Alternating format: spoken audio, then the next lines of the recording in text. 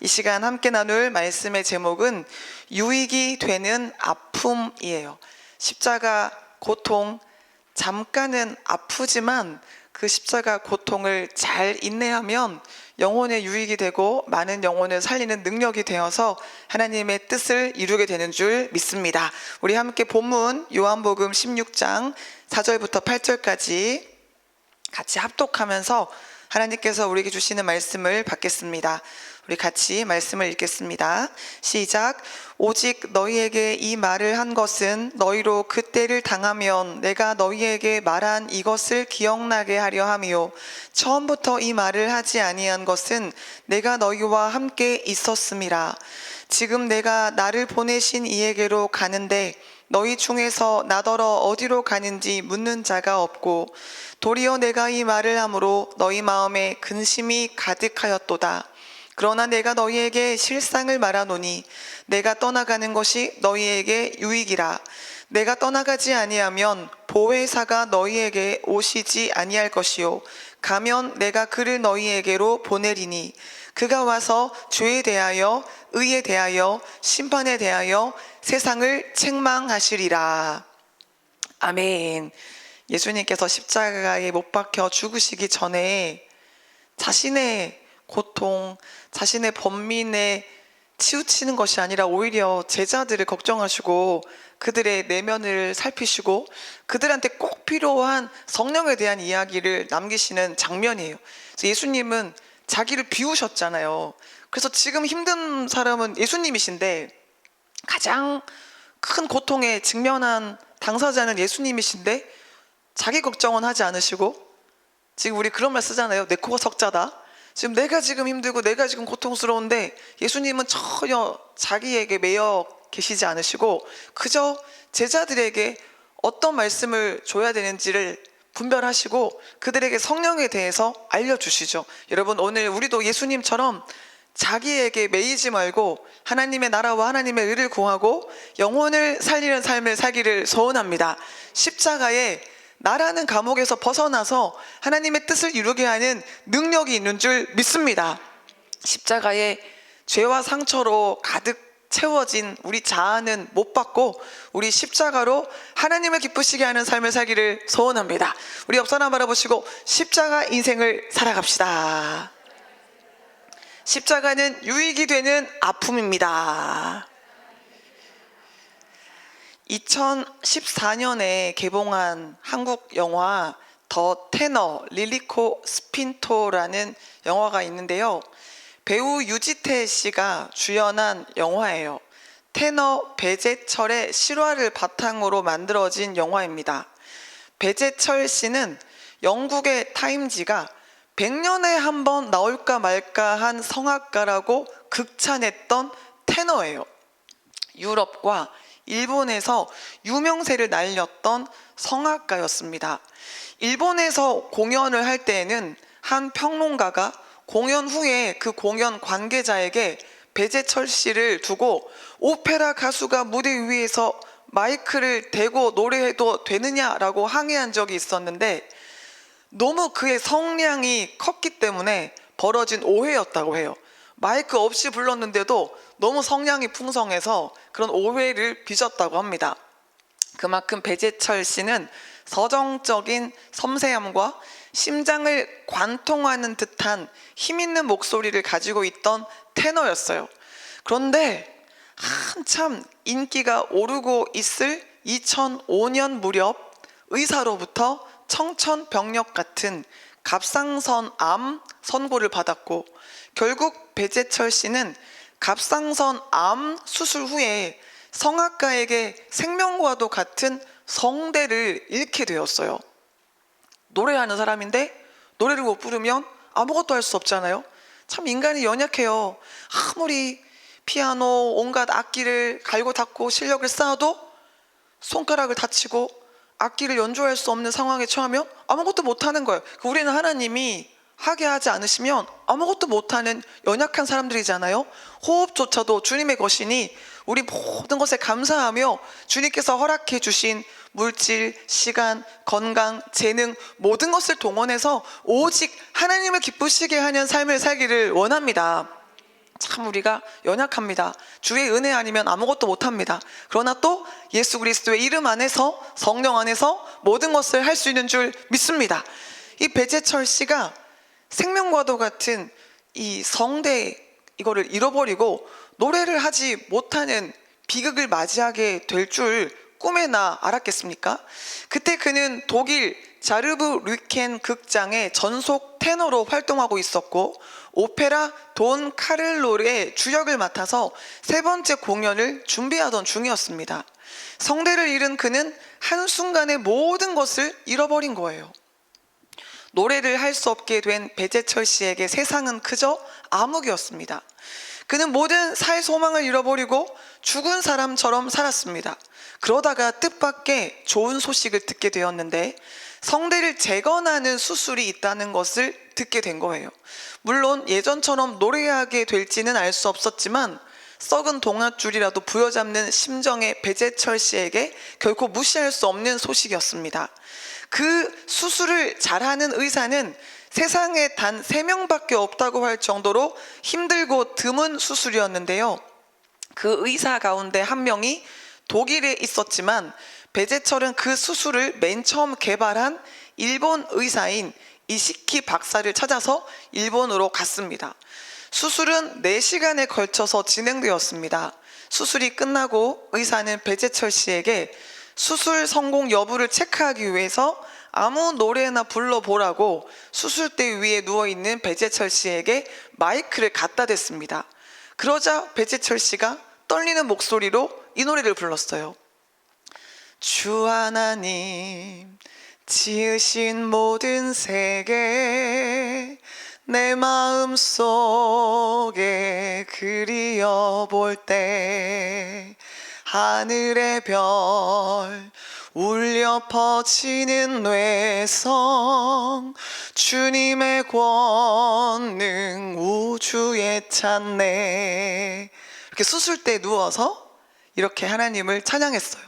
수술 후에 그의 목소리는 왕년의 30% 정도밖에는 회복되지 않았습니다. 말소리는 그나마 정상이었지만 노래하는 건 쉽지가 않았어요. 호흡이 짧아서 몇 번이고 끊어서 노래해야 했습니다. 그런 상황에서도 그는 노래를 놓을 수가 없었어요. 아침마다 발성 연습을 하며 교회 성가대를 인도했습니다. 자신이 노래하는 소리를 들을 때마다 좌절감이 밀려왔지만 노래하는 것을 그만둘 수 없었어요. 그런데도 이상하게 그는 평온함을 느꼈습니다. 그때 그는 이렇게 말했습니다. 내 목소리가 얼마나 회복될지, 언제쯤 다시 무대에 설 수 있을지 모든 것이 막연했다. 하지만 나는 이전과 비교할 수 없는, 말할 수 없는 행복을 느꼈다. 그것은 명성과 성공과 찬사로 인해 주어지는 것이 아니라 내 안에서 뿜어져 나오는 평안이었다. 모든 것들이 소중하게 느껴지고 모든 순간이 의미 있게 다가왔다. 죽음을 선고받은 것도 아니고 불치병에 걸린 것도 아니었지만 내게 목숨보다 중요한 소리를 잃었다. 그리고 그것은 나로 하여금 전혀 다른 세상을 보게 했다. 가장 소중한 소리를 잃었는데 전혀 다른 세상이 열렸다라고 고백을 하는 거예요. 그리고 2008년 12월에 도쿄 하쿠주 홀에서 공연 무대에 섰는데요. 관객 300명이 홀을 가득 채운 가운데 그는 Amazing Grace, How Sweet 하나님의 은혜를 찬양하는 노래를 불렀어요. 그가 목소리가 끊어져서 잘 나오지 않을 때는 관객들이 그 부분을 이어 부르며 Amazing Grace를 완성시켰습니다. 끝까지 관객들은 진심으로 노래하는 배재철 씨에게 뜨거운 박수를 보냈어요. 그 공연이 끝나자 NHK에서는 저녁 9시 뉴스에 어젯밤 기적의 무대가 있었습니다 라는 감동적인 뉴스를 보냈습니다. 영화 더 테너 리리코 스핀토는 이 어메이징 그레이스를 부르는 배재철의 모습으로 마무리가 됩니다. 그의 노래는 이전처럼 화려하고 웅장한 소리는 아니었지만 진심이 담겨있는 노래였어요. 영혼을 다해서 마음을 다해서 부르는 찬양이 울려 펴지면서 그의 공연이 완성되었던 것입니다. 여러분, 하나님은 우리의 육을 깨뜨려서라도 영혼의 유익을 얻게 하시는 좋으신 분인 줄 믿습니다. 육은 잠깐인데 영이 영원한 것이잖아요. 그런데 이 육신적인 자만, 교만, 오만이 깨지지 않으면 결코 영적인 겸손과 자유와 능력을 얻을 수 없어서 하나님은 잠깐 인생의 광야를 겪게 하시고 십자가의 고난을 통과하게 하셔서 결국 영원한 영광에 이르게 하시는 줄 믿습니다. 지금 여러분 어떤 아픔을 직면하고 있습니까? 어떤 상실을 경험하고 있습니까? 어떤 슬픔을 맛보고 있습니까? 이 모든 여러분의 고통이, 여러분의 아픔이 결국에는 영혼의 유익으로 역전될 줄 믿습니다. 나 같은 죄인을 살리신 그 십자가 사랑, 십자가 능력을 깨닫고 전심으로 찬양하는 우리 모두가 되기를 원합니다. 우리 같이 가사 속에 들어가서 나 같은 죄인 살리신 하나님의 은혜, 그 사랑, 그 놀라우신 능력을 찬양하기를 원합니다.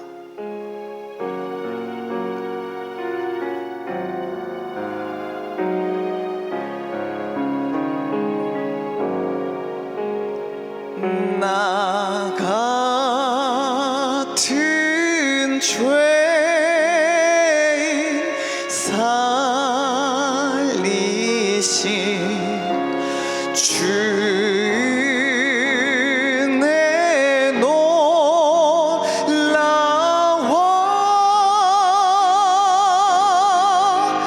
잃었던 생명 찾았고 광명을 얻었네. 큰 죄악에서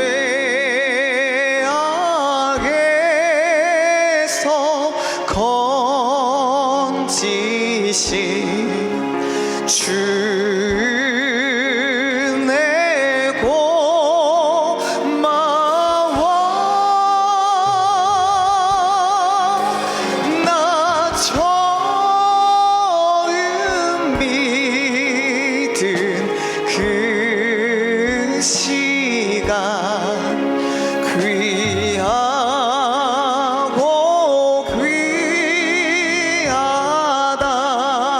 이제껏 내가 산 것도 이제껏 내가 산 것도 주님의 은혜라. 또 나를 장차 본향에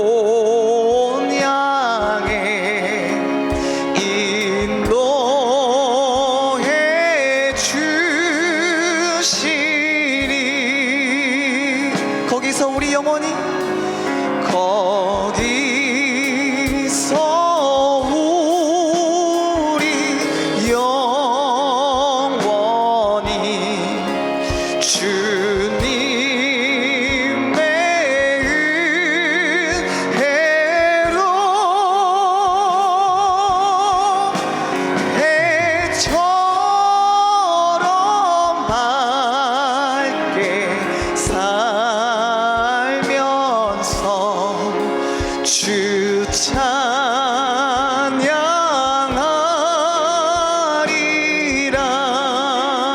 감사해요 주님, 감사해요, 감사해요, 감사해요 주님,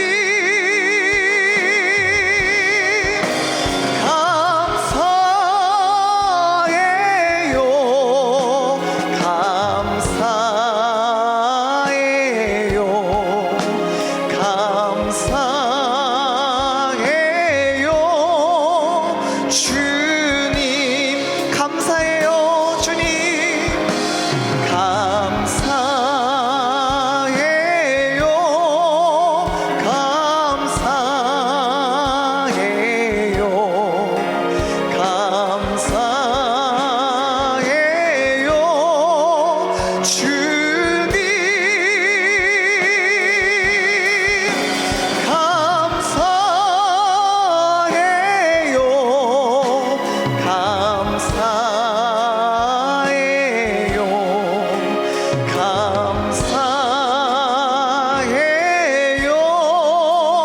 주님.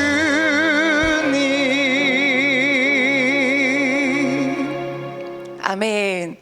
우리는 가장 귀한 것을 이미 다 가진 사람들인 줄 믿습니다. 우리에게는 천국이 있죠, 영생이 있죠, 예수 그리스도께서 우리와 함께 하시죠. 우리는 늘 보혜사 성령의 인도를 받으며 살아가죠. 무엇보다도 생명인 이 말씀이 있죠. 부족한 게 없어요. 십자가가 또 우리에게 있잖아요. 옆 사람에게 알려주세요. 당신에게는 귀중한 모든 것이 있습니다. 제가 참 업앤다운 많이 하며 꼴통집 많이 하던 시절에 누군가한테 그런 얘기를 들었어요. 진짜 예수 믿는 거 맞냐고.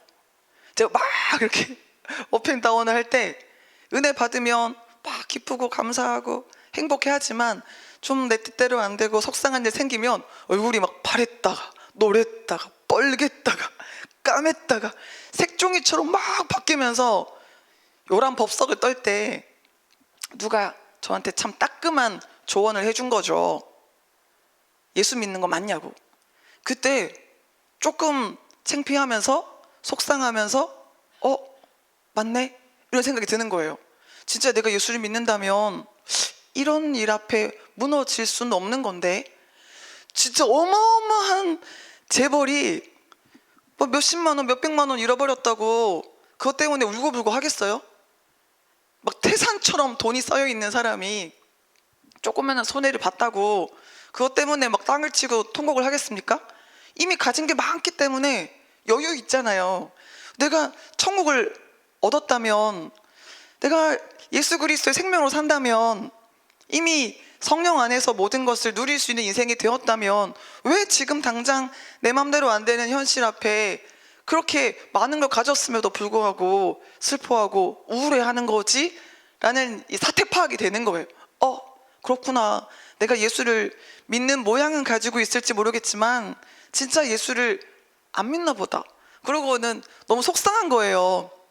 그때 당시 직장도 그만두고 풀타임으로 영성훈련 받을 때인데, 전도사라고 불릴 때인데, 신학 공부할 때인데, 그때 그런 이야기를 듣고 그 이야기가 사실이라고 인정이 되니까 너무 속상한 거예요. 다 포기하고 나는 내 나름대로 주의 길을 간다고 영성훈련을 받고 있는데 정작 나한테는 생명 같은 믿음이 없네? 그 믿음 없으면 뭐예요? 가짜잖아요, 가짜. 우리는 그리스도인 신앙생활하는 사람인데 이 신앙이 빠지면 가짜밖에 더 되겠어요? 그래서 뭐 울면서, 참 감사한 게 그래도 예배가 있으니까 예배 안에서 울고 예배 안에서 떼굴떼굴 구르고 예배 안에서 속상해 했는데, 저의 이 가짜 믿음을 주님께 고백하며 몸부림치면서 이런 나를 사랑하시는 하나님을 만나고 이렇게 형편없는 나를 위해서 죽으신 예수 그리스도를 경험하고 이렇게 보잘것없는 내게 임하신 성령님을 체험하니까 그때부터 제게 믿음의 실상이 잡히기 시작하더라고요. 여러분, 오늘 우리 이미 예수의 십자가로 말미암아 천국을 얻은 인생임을 알고 어떤 문제를 만나도 흔들리지 않는 우리 모두가 되기를 소원합니다. 예수 믿는 저와 여러분의 인생에는 우연이 없습니다. 하나님은 우리에게 좋은 것을 주시되 가장 좋은 것을 주십니다. 선하신 목자, 우리 하나님을 따라가면 우리는 부족함이 없는 인생을 살게 됩니다. 하나님은 영원하게 좋은 것, 영원하고 참된 것을 우리에게 얻게 하시려고 일시적이고 허무한 것을 잠깐 내려놓게 하실 때가 있는데, 그때의 상실 때문에 울고불고 할 것이 아니라 하나님의 큰 그림을 봐야 돼요. 하나님의 큰 계획을 신뢰해야 합니다. 하나님은 언제나 우리에게 가장 좋은 것을 주시는 줄 믿습니다. 그런데 육에 속한 사람들은 믿음이 없어서 잠깐의 상실을 견디지 못합니다. 잃어버리는 걸 두려워해요. 자신이 가지고 있는 것을 끝까지 더 많이 가지려고 몸부림을 칩니다. 이 배재철 씨가 소리를 믿고 살아왔었는데 소리를 잃어버렸을 때 세상이 무너진 것 같은 절망을 경험했던 것처럼 사람들은 자기가 가지고 있었던 것을 잃어버릴 때 크게 낙심을 하죠. 그리고 또 잃어버릴까봐 두려워합니다. 건강을 잃을까봐, 사랑하는 사람을 잃을까봐, 명성을 잃을까봐, 물질을 잃을까봐 전전긍긍하며 살아가는 것이 인생의 모습이지 않습니까? 여러분은 뭘 잃어버리지 않으려고 애쓰고 있습니까? 그런데요, 예수 안에서 잃어버리는 것이 때로는 다른 세계를 여는 은혜의 통로가 될 수가 있어요. 잃어버려야만 깨달아지는 것이 있어요. 내려놓아져야만 발견할 수 있는 것이 있어요. 잃어버리고 얻을 수 있는 큰 은혜가 있음을 우리는 알아야 합니다. 잃어버린 만큼 깨달을 수 있고, 잃어버린 만큼 자유로울 수 있고, 잃어버린 것보다 더 큰 것을 얻을 수 있음을 깨닫는 우리 모두가 되기를 소원합니다. 이 비밀을 알았던 사도 바울은요, 가장 좋은 것, 예수 그리스도를 얻기 위해서 스스로 자발적으로 모든 것을 잃어버린다고 했어요. 빌립보서 3장 8절부터 9절 말씀에 또한 모든 것을 해로 여김은 내 주 그리스도 예수를 아는 지식이 가장 고상하기 때문이라. 가장 고상한 게 뭐라고요? 예수를 아는 지식, 진리, 예수에 대한 알미 가장 고상해서 내가 그를 위하여 모든 것을 잃어버리고 배설물로 여김은 그리스도를 얻고 그 안에서 발견되려 함이니 내가 가진 의는 율법에서 난 것이 아니요 오직 그리스도를 믿음으로 말미암은 것이니 곧 믿음으로 하나님께로부터 난 의라. 여러분, 우리 예수 외에 다른 것들을 미련 없이 내려놓을 수 있는 용감한 그리스도인이 되기를 소원합니다. 우리가 가지고 있는 것들 다 오직 하나님의 영광을 위해서 선용할 수 있어야겠죠. 하나님이 주신 시간, 물질, 재능, 이 인생이라는 기회를 하나님의 뜻을 위해서 선용해야 합니다. 그 어떤 것도 우상 삼으면 안 되고, 그 어떤 것도 우리 자존감의 근거로 삼으면 안 됩니다. 우리가 자신감 있게 살아갈 수 있는 이유, 우리가 당당하게 살아갈 수 있는 이유는 오직 예수 그리스도의 십자가에 있는 줄 믿습니다. 여러분, 세상 것 때문에 울고 웃는 것이 아니라 오직 하나님 한 분으로 기뻐하며 주님이 주시는 말씀에 순종하며 진리 안에 참된 자유를 누리시기를 축복합니다. 우리 옆 사람 바라보시고 오직 십자가만 의지합시다.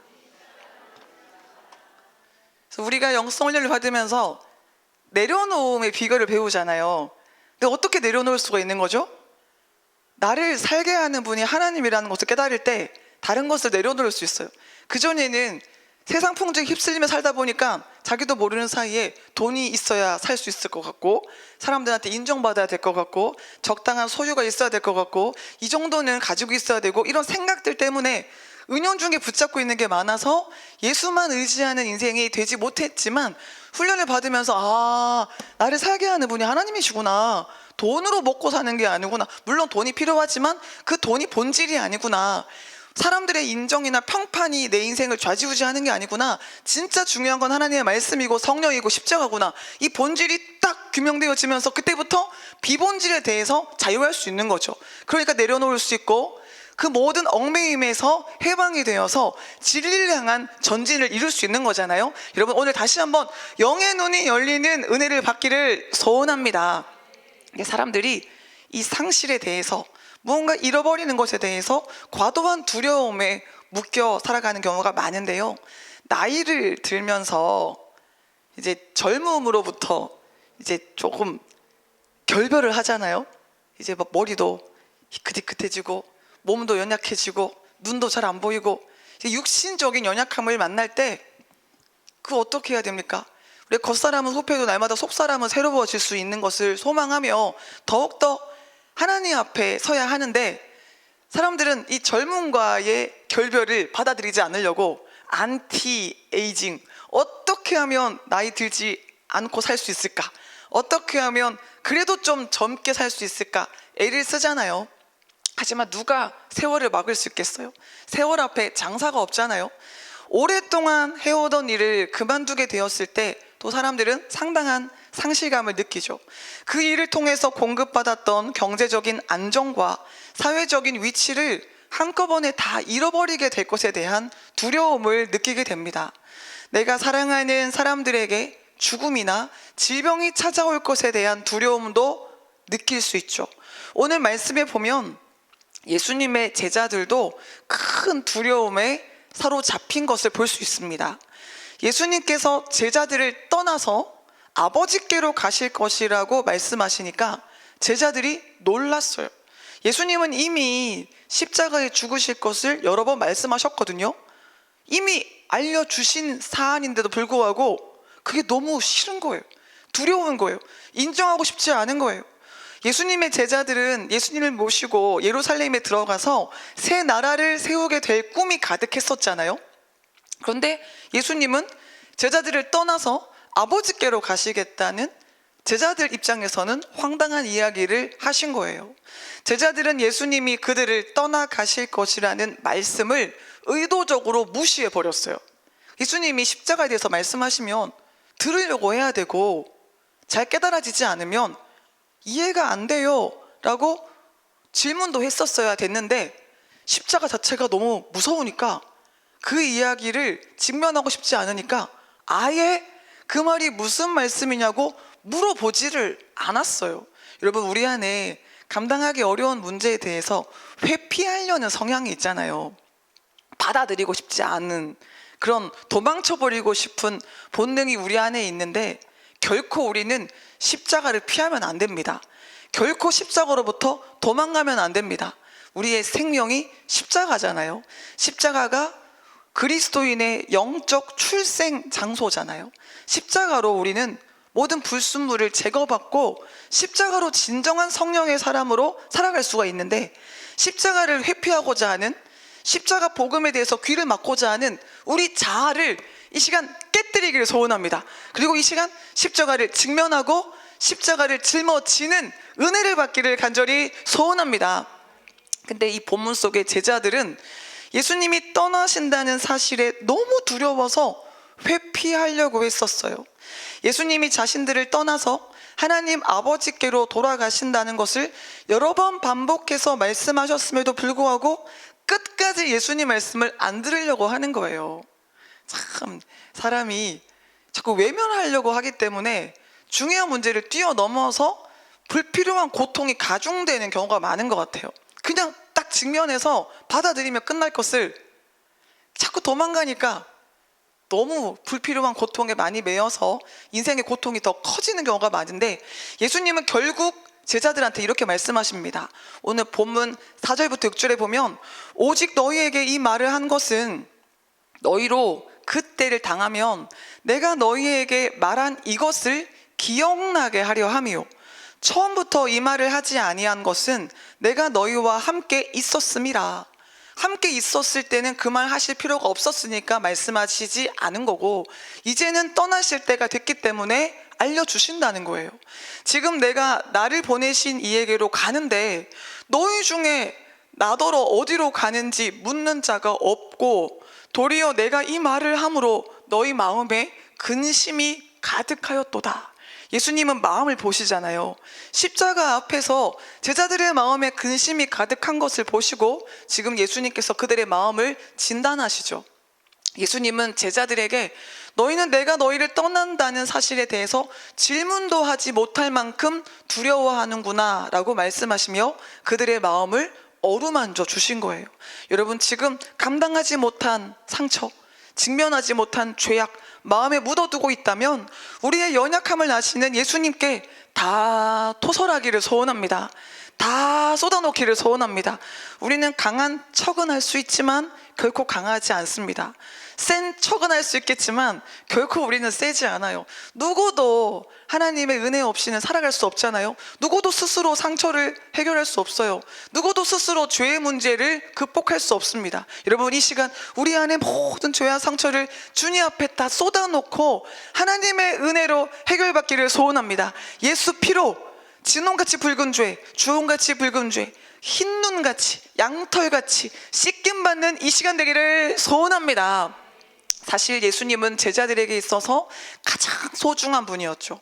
제자들은 예수님과 함께 하고자 자신들의 모든 것을 내려놓았잖아요. 생업도 버리고 재산도 버리고 가족도 내려놓고 예수님을 쫓았잖아요. 나를 따라오라, 이 예수님의 말씀에 모든 걸 버리고 예수님을 쫓은 사람들이 제자잖아요. 마태복음 4장 18절부터 22절에 보면 갈릴리 해변에 다니시다가 두 형제 곧 베드로라 하는 시몬과 그의 형제 안드레가 바다에 금을 던지는 것을 보시니 그들은 어부라 말씀하시되, 딱 한 말씀 하시죠. 나를 따라오라, 내가 너희를 사람 낚는 어부가 되게 하리라. 이 말씀에 그들이 곧 곧 즉각적으로 그물을 버리고 예수님을 따랐습니다. 거기서 더 가시다가 다른 두 형제, 곧 세베대의 아들 야고보와 그의 형제 요한이 그의 아버지 세베대와 함께 배에서 금을 깁는 것을 보시고 부르시니 그들이 곧 또 즉각적으로 망설임 없이 배와 아버지를 버려두고 예수를 따랐습니다. 그 모든 걸 다 포기하고 따를 만큼 예수님은 그들에게 있어서 절대적인 분이었어요. 예수님이 제자들에게 꿈이었고 모든 것이었습니다.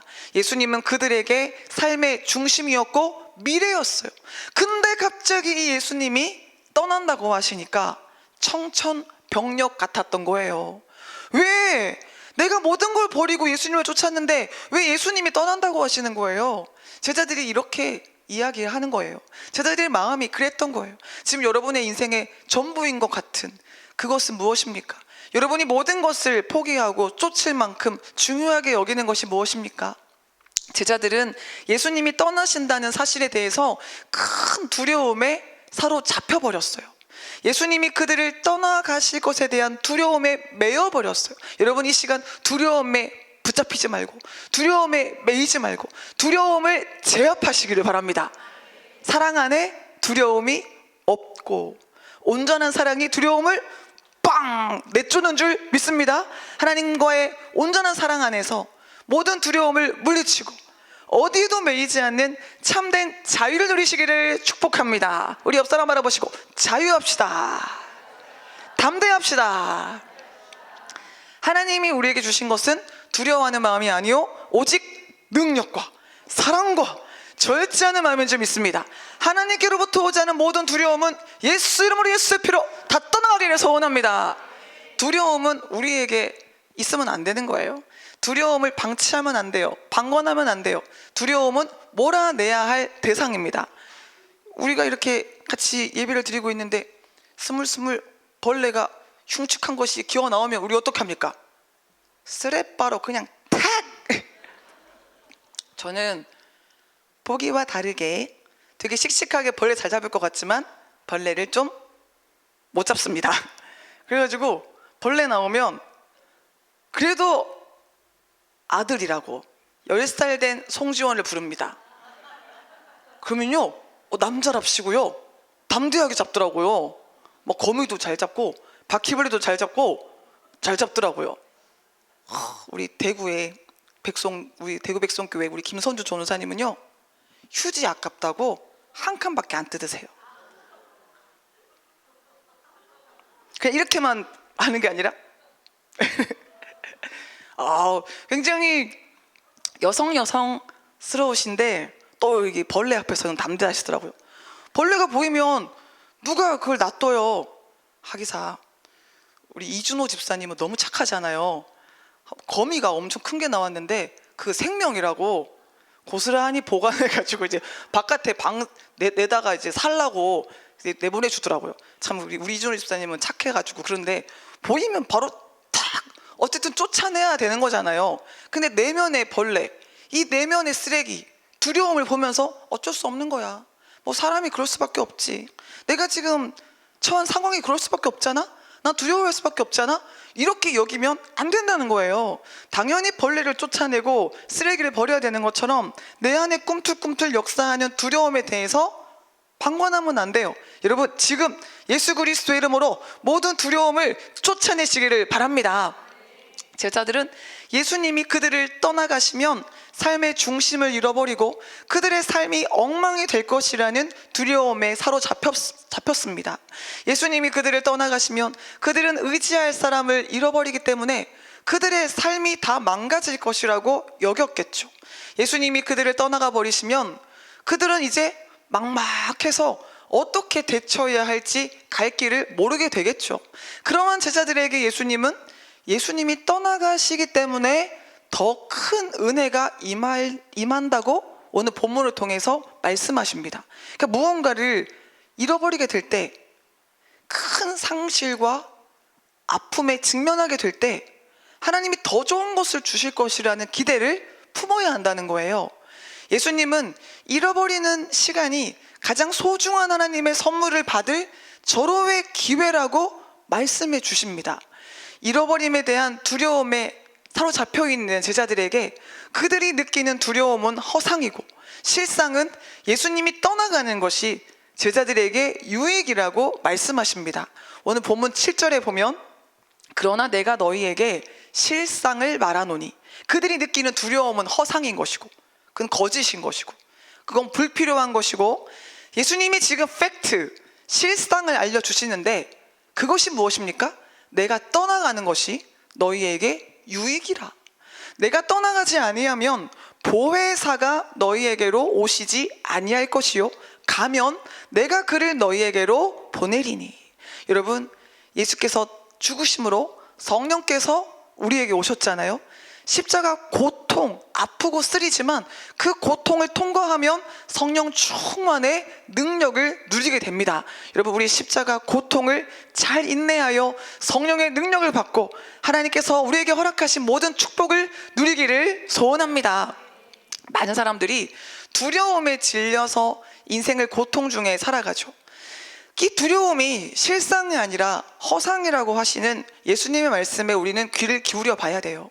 대부분의 사람들이 크고 작은 두려움을 가지고 살기 때문에 두려움을 일반적인 감정이라고 생각하기가 쉬운데요, 두려움은 영적 공격의 양상이에요. 사탄이 인간을 공격할 때 주는 것이 두려움이에요. 사탄은 두려움으로 우리의 마음을 공격하는데 이때 우리가 방어하지 못하고 물리치지 못하면 두려움이 우리 마음에 파고들어요. 바이러스가 침투하면 병이 생기죠. 두려움이 우리 안에 파고들면 영적인 병이 생기는 거예요. 이 두려움이 소심증을 만들고 우울증을 만들고 열등감을 만들고 강박관념을 만들고 불안장애를 만들어요. 이 두려움으로 인해서 생겨나는 마음의 질병, 영혼의 질병이 너무나 크고 다양합니다.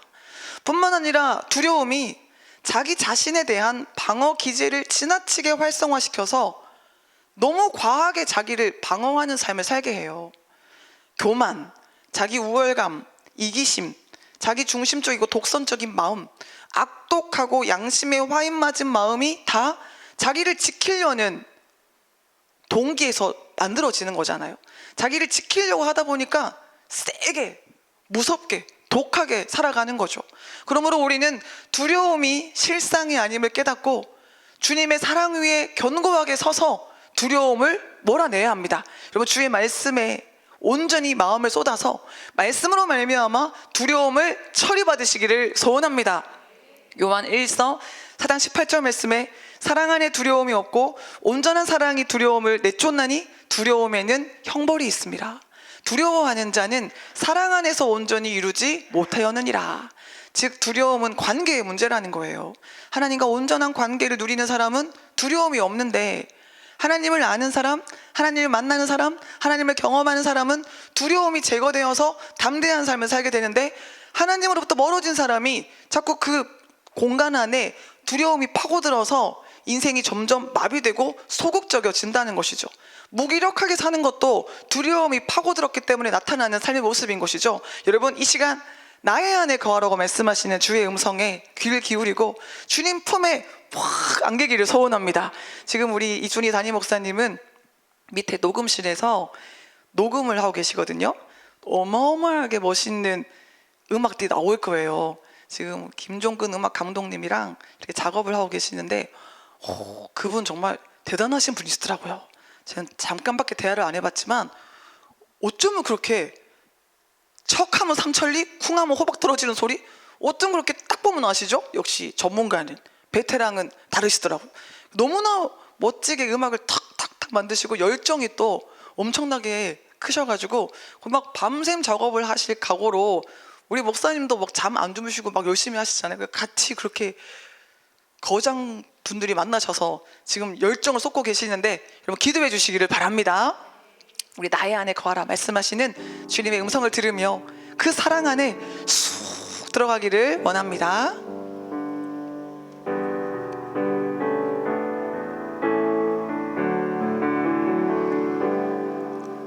나의 안에 거하라 나는 내 하나님이니 모든 환난 가운데 자라. 두려워하지 말라. 내가 널 도와주리니. 놀라지 말라. 내 손 잡아주리라. 나의 안에 거하라.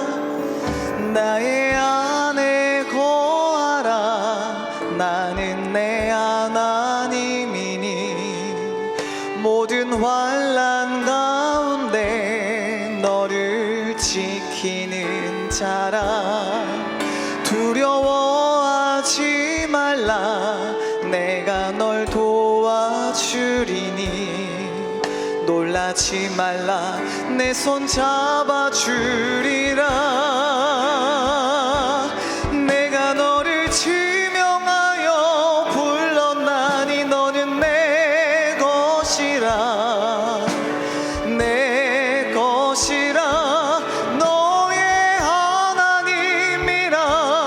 내가 너를 보배롭고 존귀하게 여기노라. 너를 사랑하는 내 여호와라. 나의 안에 거하라. 나의 안에 거하라. 나는 내 하나님이니.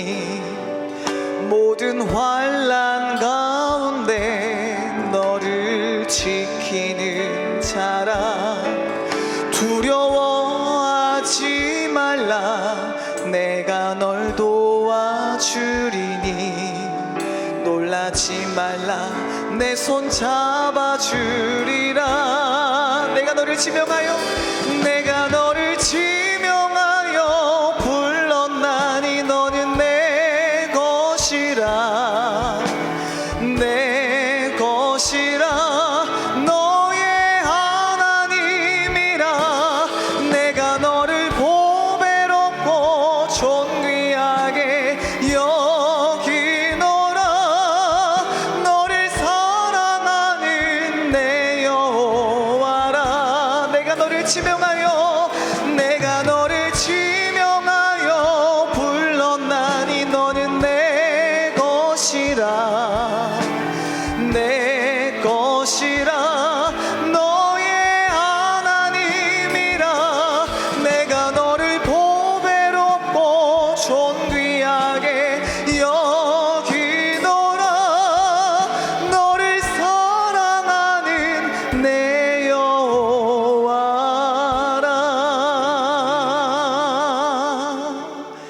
아멘. 하나님의 말씀을 들으면 하나님은 끊임없이 나는 너의 하나님이야. 너는 내 백성이야. 내 말씀을 듣고 나를 따르면 너는 내 양이야. 너는 내 친구야. 너는 내 종이야.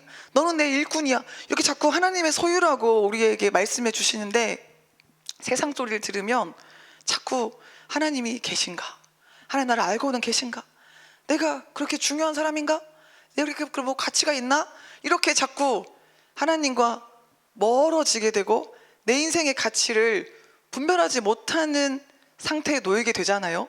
여러분, 오늘 우리 주의 음성에만 귀를 기울임으로 하나님의 사랑의 근거에서 높은 자존감을 갖기를 원합니다. 자존감이 낮은 사람들은 두려움이 크잖아요. 자존감이 높은 사람, 하나님을 온전히 신뢰하는 사람, 사랑을 잘 받아먹는 사람들은 그 사랑의 근거에서 담대한 삶을 살아가죠. 여러분, 이 믿음이 우리의 생명이기 때문에 믿음이 없어서 낮은 자존감에 빠져서 자꾸 사람에게 인정받으려고 기웃거리는 삶을 사는 것이 아니라, 우리 믿음 가지고 하나님 앞에서 주님이 주시는 사랑 먹고 이제는 사람 앞에서 인정받으려고 하는 삶이 아니라 그 사람들의 영혼을 살리는 삶을 살기를 소원합니다. 사랑으로 영적 성장을 이루기를 원합니다. 사랑으로 주님과 연합하기를 소원합니다. 사탄으로부터 오는 두려움은 우리가 하나님과 친밀할 때만 이겨낼 수 있어요. 성경 공부 많이 한다고, 어떤 봉사와 헌신, 행위를 열심히 한다고 두려움을 이길 수 있는 것이 아니라, 하나님과 친밀하게 사귈 때, 하나님이 날 사랑하신다는 확신이 있을 때, 하나님 날 이뻐하시고 좋아하신다는 영적인 확신이 있을 때 두려움을 이겨낼 수 있습니다. 진리를 알 때 사탄의 거짓말인 허상을 물리칠 수 있습니다. 영적 전쟁은 진리 전쟁이잖아요. 진리를 알면 사탄에게 안 속습니다.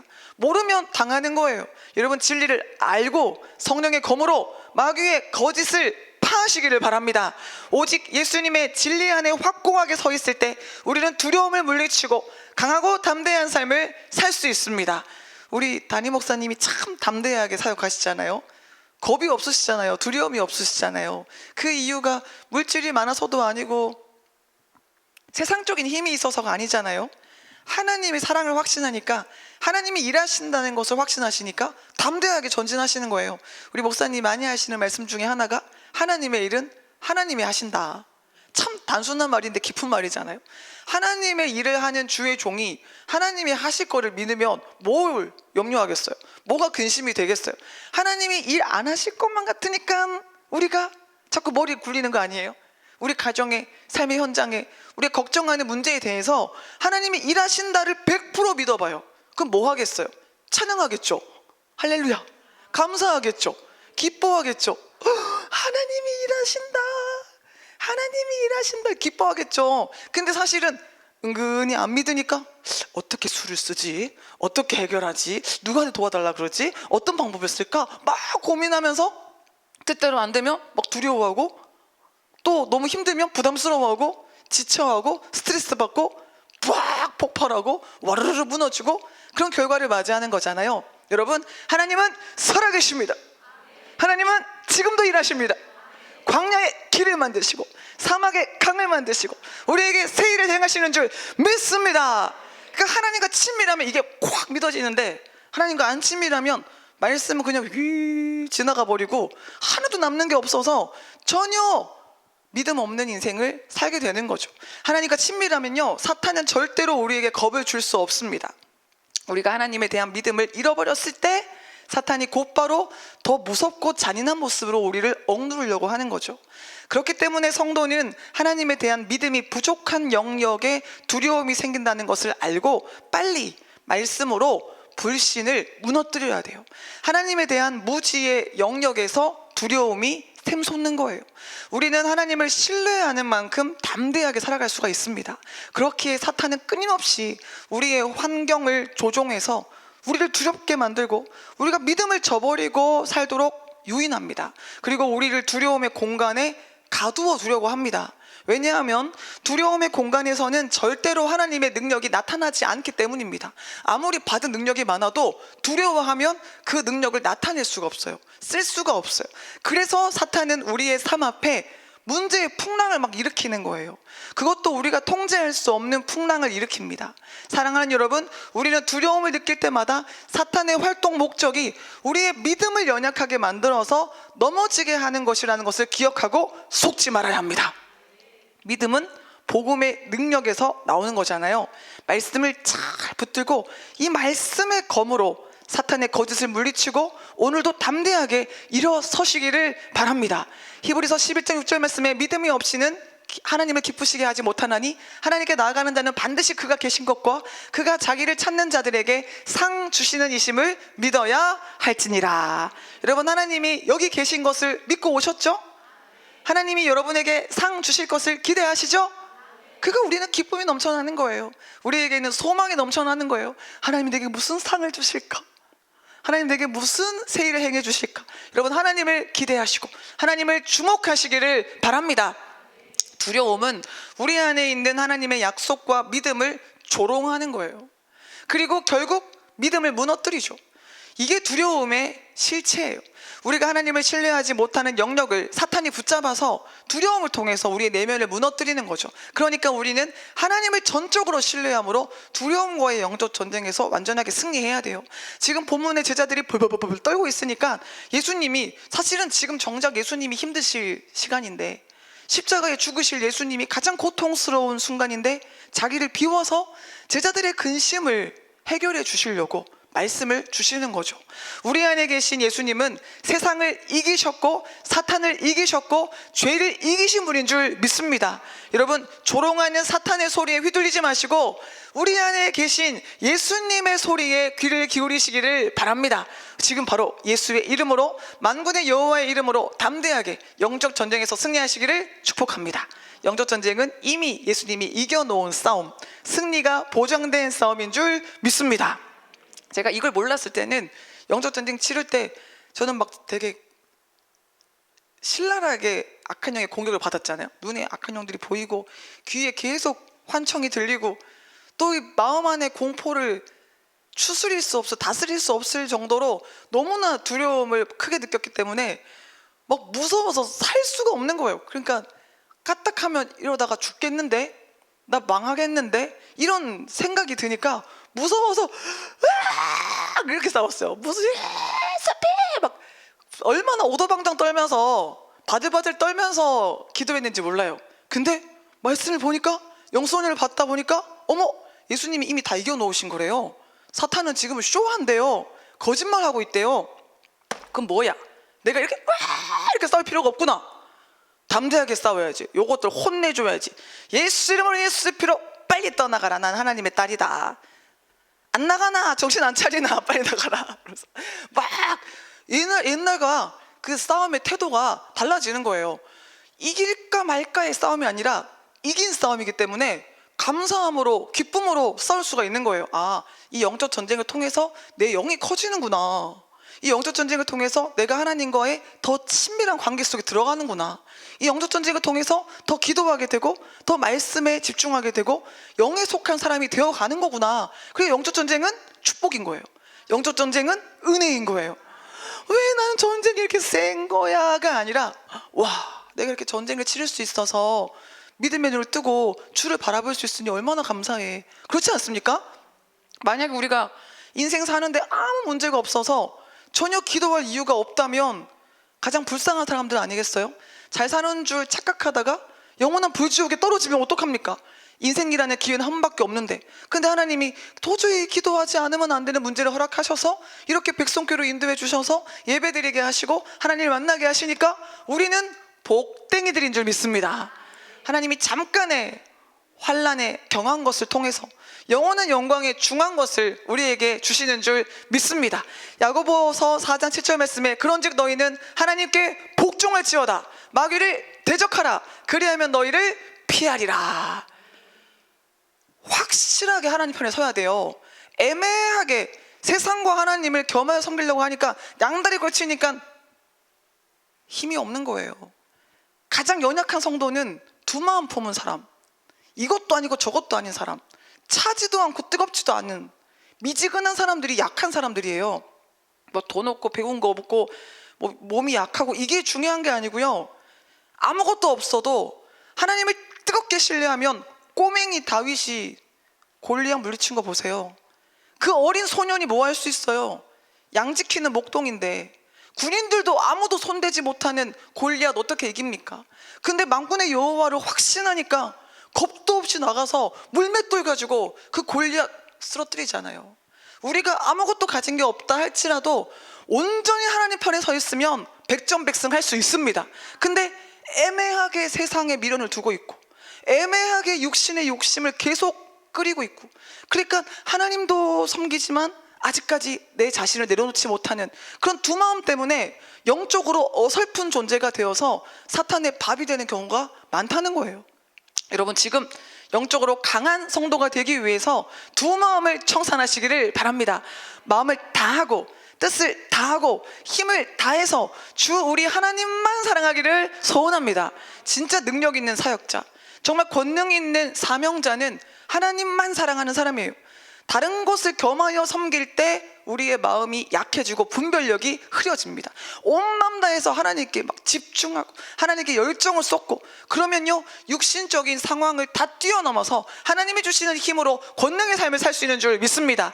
에베소서 6장 10절 말씀에 끝으로 너희가 주 안에서와 그의 힘의 능력으로 강건하여지고 마귀의 간계를 능히 대적하기 위하여 하나님의 전신갑주를 입으라. 우리의 씨름은 혈과 육을 상대하는 것이 아니요 통치자들과 권세들과 이 어둠의 세상 주관자들과 하늘에 있는 악의 영들을 상대함이라. 그러므로 하나님의 전신갑주를 취하라. 이는 악한 날에 너희가 능히 대적하고 모든 일을 행한 후에 서기 위함이라. 지금 하나님의 전신갑주로 무장하시기를 축복합니다. 무장하면요, 아무래도 육신적으로는 피곤하겠죠. 풀 착장을 하고 있으면 아무래도 힘이 들잖아요. 잠옷 입고 슬리퍼 질질질 끌고 다니는 상태에 비해서는 완전히 세팅을 딱 해서 다니면 피곤은 하겠죠. 그러나 영적으로 늘 깨어서 긴장감을 가지고 하나님의 전신갑주로 무장하고 있어야만 이 죄가 관영한 세상에서 승리할 수 있다는 거예요. 좀 더 난 자고 싶어, 좀 더 편하게 살고 싶어, 난 좀 더 쉬운 길이 좋아, 이렇게 육적인 선택을 하면 우리의 영이 금방 타격을 입어요. 그런데 조금 힘들어도 난 날마다 예배로 승리할 거야, 좀 육신적으로 고단하다 할지라도 피곤한 일에 무릅쓰고 나는 깨어서 기도할 거야, 난 하나님 말씀 붙잡고 살 거야, 난 사명 감당할 거야, 내 남은 인생 하나님을 기쁘시게 할 거야. 자꾸 영을 깨워서 하나님의 전신갑주로 무장하고 살아가면 우리의 영이 갈수록 강해져서 하나님이 주시는 힘으로 많은 열매를 맺을 수 있는 줄 믿습니다. 좀 더 편하게, 좀 더 쉽게, 좀 더 안일하고 싶은 그런 우리의 육적인 속성을 이 시간 예수 그리스도의 십자가에 다 못 박기를 소원합니다. 예수님은 제자들에게 두려움은 허상이고 실상이 예수께서 떠나가심으로 성령이 오시는 것이라는 것을 밝히십니다. 즉 주님이 떠나가시는 것이 그들에게 유익이라는 거예요. 예수께서 십자가에 죽으시는 것이 제자들을 위한 것이고 우리를 위한 것이라고 말씀하시는 거예요. 주님의 십자가는 저를 위한 십자가, 여러분을 위한 십자가, 우리를 위한 십자가인 줄 믿습니다. 그래서 그 십자가를 이제는 우리가 달게 지고 주님이 걸어가신 십자가의 길을 따라감으로 십자가로 말미암아 성령 충만을 받고 천국에 이르기를 소원합니다. 예수님이 떠나가시면 보혜사 성령께서 오신다는 것을 우리 주님이 지금 말씀해 주십니다. 예수님이 떠나가시는 것이 오히려 제자들에게 유의라고 말씀하시며 예수님이 떠나가시는 것은 두려워할 일이 아니라 기뻐할 일이라고 말씀하시는 거예요. 우리가 인생을 살면서 이건 고난이야, 이럴 순 없어, 이건 너무 힘들어, 우리는 울 수 있지만 하나님 보시기에는 아니야, 기뻐할 일이야, 아니야, 이게 축복이야, 아니야, 이건 선물이야, 이렇게 말씀하실 수가 있는 거예요. 우리는 한 치 앞도 못 보잖아요. 우리는 우리의 수술 받아야 되는 부분이 어딘지 모르고 어떤 부분 때문에 인생이 힘든지를 모를 경우가 많잖아요. 근데 하나님은 정확하게 우리를 진단하시는 최고의 의사이시기 때문에 우리의 환부를 치료하기 위해서 때로는 육적인 깨어짐의 시간을 허락해 주시는데 그때 우리는 아파요, 힘들어요 할 수 있겠지만 하나님은 아니야, 이거는 살리는 고통이야, 이건 창조적인 아픔이야 라고 말씀하시면서 사랑스러운 손길로 우리를 치료해 주시잖아요. 여러분, 우리가 아픔을 경험할 때 그 아픔이 궁극적으로는 영혼의 유익이 된다는 것을 깨닫고 하나님의 손길을 온몸으로 경험하며 더 기뻐하고 감사하는 삶을 살기를 소원합니다. 조금만 더 멀리, 조금만 더 넓게 보는 눈이 열리기를 소원합니다.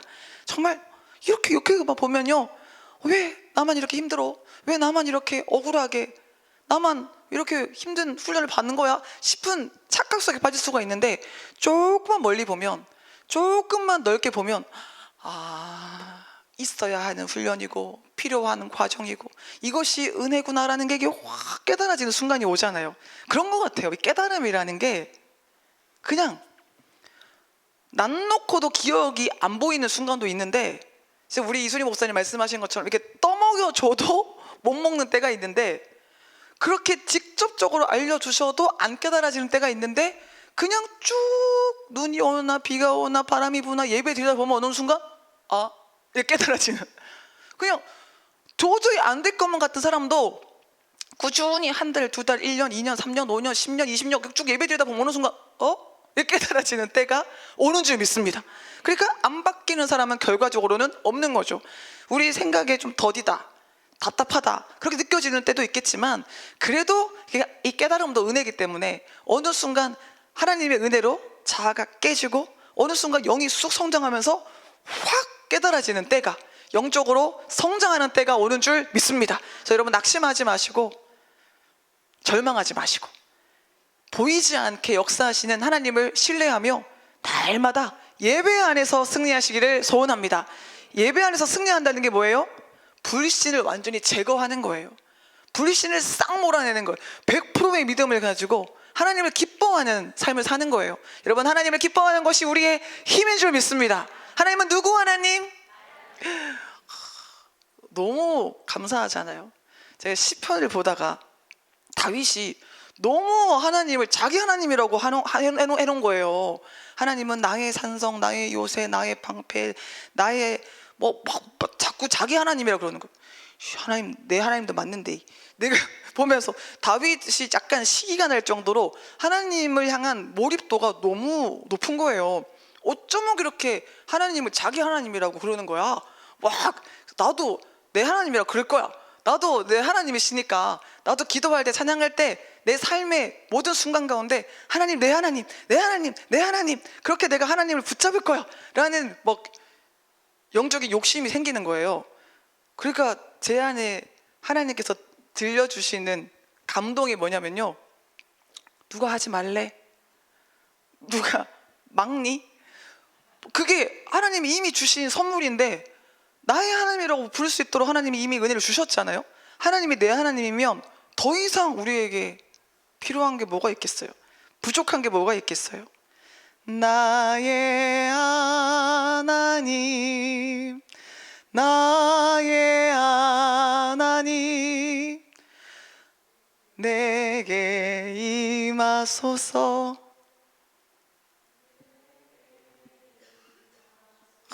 나의 하나님, 이렇게 고백할 수 있는 은혜가 이미 우리에게 있잖아요. 여러분, 이 은혜가 우리를 강권하여서 하나님이 내 하나님이니까 아무 두려움이 없다고 당당하게 고백하며 주만 바라보는 삶을 살기를 소원합니다.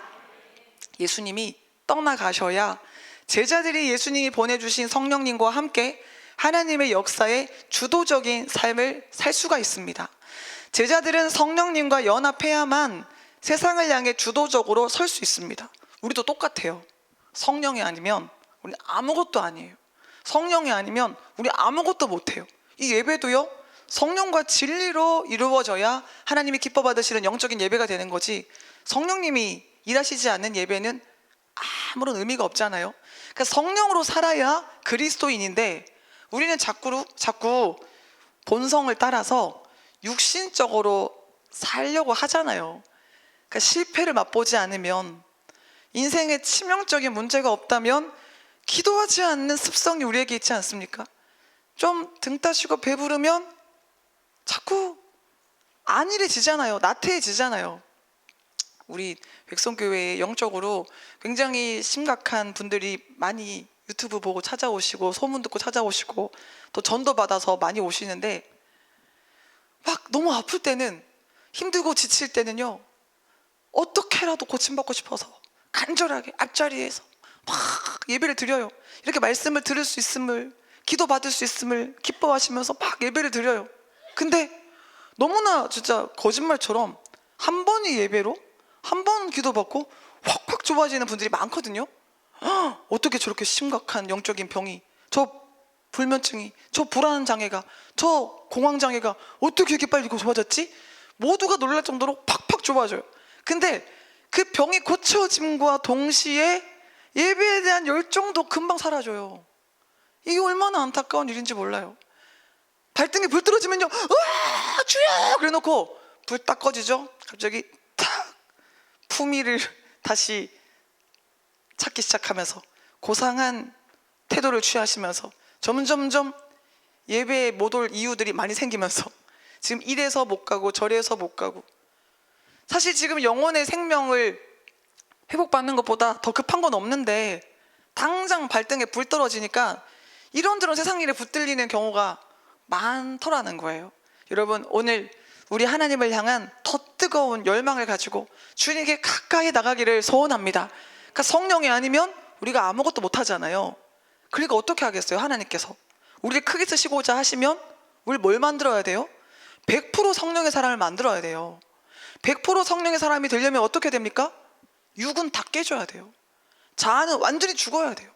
나란 존재 자체가 없어져야 돼요. 우리 이순희 목사님이 그냥 쑥 하시는 말씀이지만 나는 내가 없어요 라고 말씀하시는데 그게 어마어마한 고백인 거잖아요.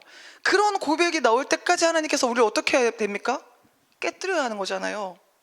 우리의 스스로 잘났다고 여겨지는 그 부분을 다 무너뜨리고 세상 것을 의지하는 그 마음을, 그 삶의 태도를 다 무너뜨리고 우리가 뭔가 육신적인 태도를 취하는 것들을 다 깨뜨려서 젊은 그 모세, 똑똑한 모세, 그 나름대로 자기가 뭔가를 이룰 수 있다고 생각했던 그 모세를 다 깨뜨려서 아무것도 못하는 그 80세 노인이 된 모세를 불러서 하나님이 쓰시잖아요. 그런 것처럼 성령의 사람이 되게 하기 위해서 하나님이 우리를 부서뜨려야 하는데 그 부서짐을 위해서 하나님이 상실도 경험하게 하시고 때로는 질병도 경험하게 하시고 실패도 경험하게 하시고 이별도 맛보게 하시는 거예요. 이런저런 인생의 아픔을 통해서 성령이 임할 자리를 창출하게 하시는 거죠.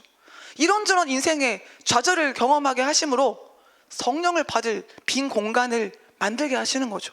여러분, 우리는 성령이 아니면 아무것도 못하니까 지금 우리의 마음을 차지하고 있던 모든 우상을 다 깨뜨리고 오직 성령님만 사모하기를 소원합니다. 정말 주의 은혜가 아니면 우리가 무엇을 할 수 있겠습니까? 근데 왜 우리의 마음이 자꾸 높아질 때가 있는 거죠? 왜 기도하지 않고도 예배하지 않고도 살아갈 수 있을 것처럼 착각할 때가 많은 거죠? 왜 자꾸 자기 힘을 동원하는 거죠?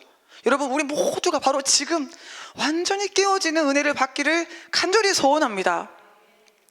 치과를 갔다 오면, 다른 병원도 그렇지만 유독 치과를 갔다 오면 치과 문을 나오자마자 굳은 결심을 하게 됩니다. 양치를 열심히 하리라. 양치를 깨끗하게 하리라. 음식물을 먹으면 즉각 양치를 하리라. 그럼 막 양치에 대한 굳은 결단과 막 각오가 막 일어나잖아요. 다시는 치과에 오지 않으리라. 너무 고통스러웠다 이런 생각을 하면서 이제는 양치를 열심히 해야지 그러는데 어쩌면 그렇게 쉽게 그 결단이 무너지는지 어떻게 하다 보면 나도 모르게 뭐 먹고 그냥 자는 때도 있고 근데 너무 막 노곤노곤하게 몸이 막 피곤할 때는 양치하고 자야 되는 이게 치과 문을 나왔을 때의 그 열정이라면 그렇게 안 돼요. 근데 참 금방 이렇게 무너져. 그러니까 우리 마음이요, 겸손해야지, 인내해야지, 사랑해야지 하지만 살다 보면요, 나도 모르는 사이에 죽지 않고 기절했던 자아가 벅 일어나가지고 그냥 본성대로 살게 하잖아요. 성령을 강하게 체험하고 은혜를 세게 받으면 이 자아가 힘이 빠지잖아요. 그래서 오직 성령의 인도에 막 집중하면서 말씀에 귀를 기울여요. 근데 약간 느슨해지면요, 어느새 자아가 이렇게 고개를 삐집고 올라와가지고 옛날 모습이 불쑥불쑥 올라와요. 그러니까 방심하면 안 되죠. 그러니까 기도를 느슨하게 하면 안 되죠. 예배에 더 열정을 내야 되죠. 여러분, 우리 더욱더 성령의 사람이 되기 위해서 온전히 깨어짐의 은혜를 사모하기를 소원합니다. 그러니까 성령이 아니면 우리는 아무것도 못해요. 근데 성령이 함께 하시면 모든 것을 할 수 있습니다. 그래서 예수 안에 있는 사람에게 아픔은 오히려 더 큰 것을 얻을 수 있는 기회입니다. 예수 안에 있는 자에게 있어서 아픔은 가장 중요한 하나님의 선물을 얻을 수 있는 절호의 기회예요. 왜냐하면 아파서 결국은 기도하거든요. 아파서 하나님을 찾거든요. 아프기 때문에 자기를 내려놓을 수 있거든요. 아프지 않으면 하지 못할 기도가 있는 거잖아요. 우리가 소중히 여기던 것을 잃어버리고 아파할 때 하나님께 더 큰 선물을 받을 수 있는 절호의 기회가 주어졌음을 빨리 인식하고 하나님의 새 역사를 바라보기를 소원합니다. 하나님은 결국 우리 자신을 내려놓게 하셔서 성령의 사람으로 세우시는데요, 마태복음 16장 24절 말씀에 예수께서 제자들에게 이르시되 누구든지 나를 따라오려거든 자기를 부인하고 자기 십자가를 지고 나를 따를 것이니라. 누구든지 제 목숨을 구원하고자 하면 잃을 것이요 누구든지 나를 위하여 제 목숨을 잃으면 찾으리라. 사람이 만일 온 천하를 얻고도 제 목숨을 잃으면 무엇이 유익하리요? 사람이 무엇을 주고 제 목숨을 바꾸겠느냐? 인자가 아버지의 영광으로 그 천사들과 함께 오리니 그때에 각 사람이 행한 대로 갚으리라. 우리 하나님께 칭찬받는 삶을 살기를 소원합니다. 예수님이 떠나가시는 그 자체에 대해서 제자들은 무서워서 십자가에 대한 질문도 안 하고 십자가의 길을 회피하려고 했지만 예수님은 성령을 말씀해 주셨어요. 그러니까 우리가 지금 십자가의 고통을 우리에게 허락된 부분만큼은 느껴야 되는 순간을 맞이할 수 있는데, 그 순간을 잠깐 인내하고 지나가면 곧 성령으로 말미암은 새 시대가 열린다는 거예요. 여러분, 십자가 뒤에 주어지는 성령을 소망하시기를 바랍니다. 성령이 오시면 기쁨의 새 역사가 일어납니다. 예수님이 떠나가시기 전에 제자들은 그저 수동적으로 예수님의 가르침을 따랐죠. 그냥 그런가 보다, 예수님이 기적 행하시나 보다, 귀신 쫓으시나 보다, 병 고치시나 보다, 그냥 수동적으로 따라갔습니다. 제자들은 예수님의 말씀을 상당 부분 깨닫지 못했고 육적인 욕심도 버리지 못했어요. 예수님은 섬겨라, 낮아져라, 겸손해라 말씀하시지만 제자들은 틈만 나면 누가 크냐라는 주제로 다퉜잖아요. 근데 예수님이 그들을 떠나가시고 예수님께서 성령을 보내주셨을 때 제자들은 성령님과 깊은 교제를 시작했습니다. 예수님이 떠나가심으로 성령의 사람이 되어서 드디어 자기 인생에 대한 깨달음을 얻게 된 것입니다. 요한복음 16장 13절 14절에 보면, 그러나 진리의 성령이 오시면 그가 너희를 모든 진리 가운데로 인도하시리니 그가 스스로 말하지 않고 오직 들은 것을 말하며 장래 일을 너희에게 알리시리라. 그가 내 영광을 나타내리니 내 것을 가지고 너희에게 알리시겠습니다. 여러분, 우리 진리의 성령의 인도를 받기를 원합니다. 성령을 받기 전에 제자들은 다 무지하고 무능하고 비겁했잖아요. 근데 성령 받고 변화됐잖아요. 우리도 지금 무지하고 비겁하고 무능한 존재라 할지라도 성령 받으면 바뀌는 줄 믿습니다. 인생의 답은 성령님께 있습니다. 오직 성령이 너희에게 임하시면 너희가 권능을 받고 예루살렘과 온 유대와 사마리아와 땅끝까지 이르러 내 증인이 되리라. 우리 옆 사람 바라보시고 지금 성령 받읍시다. 예수님이 십자가에 죽으시고 부활하셔도, 부활하신 다음에 몇 차례나 나타나셔도 그래도 제자들이 성령을 못 받았을 때는 물고기 잡으러 가고 엉뚱한 소리 하고 두려워하고 변화되지 못했어요.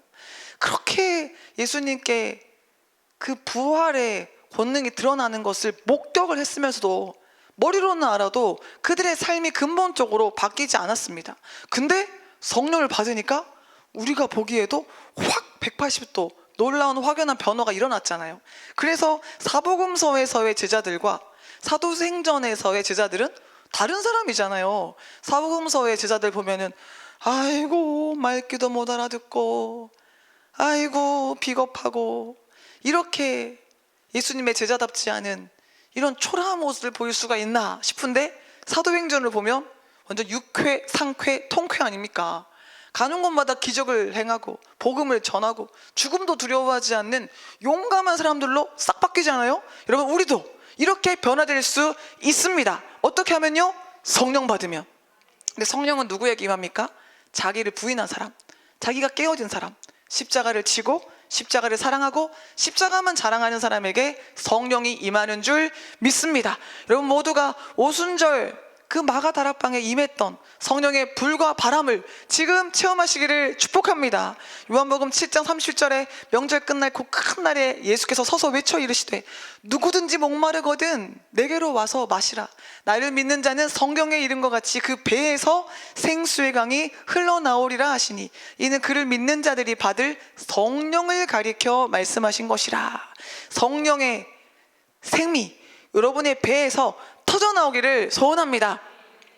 성령 받기 전에는 오합지졸들인 제자들이었지만 성령을 받은 제자들은 더 이상 망설이거나 무력한 모습을 보이지 않습니다. 성령이 그들 안에서 일하기 때문이죠. 그러니까 오늘 본문 말씀이 딱 이해가 되는 거예요. 지금 너희가 내가 간다고 해서 두려워하지만 근심하지만 그럴 문제가 아니야. 성령이 오는 것이 너희에게 더 유익해. 그러니까 내가 떠나가는 게 더 너희에게 유익해 라고 말씀하신 예수님의 말씀이 딱 맞는 거예요. 성령을 받자 사람들을 두려워해서 예수님을 3번이나 부인하고 예수님을 배신했던, 부활을 목격하고도 목적의식 없이 헤매었던 베드로가 담대하게 유창하게 설교해서 3,000명, 5,000명이 회개하고 돌아온 역사가 일어나잖아요. 안증뱅이를 일으키잖아요. 예수님이 하셨던 일들보다 더 다양한 일들을 막 행하기 시작합니다. 그들은 순교에 이르기까지 주님을 위한 삶을 살게 되었습니다.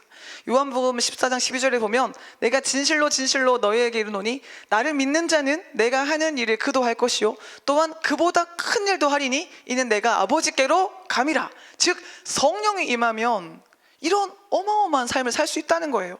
예수님께서 제자들을 향하여 예루살렘에 머물러 있으라고 말씀하셨는데 그 이유도 성령을 받기 위해서였습니다. 누가복음 24장 49절 말씀에 볼지어다 내가 내 아버지께서 약속하신 것을 너희에게 보내리니 너희는 위로부터 능력으로 입혀질 때까지 이 성에 머물라 하시니라.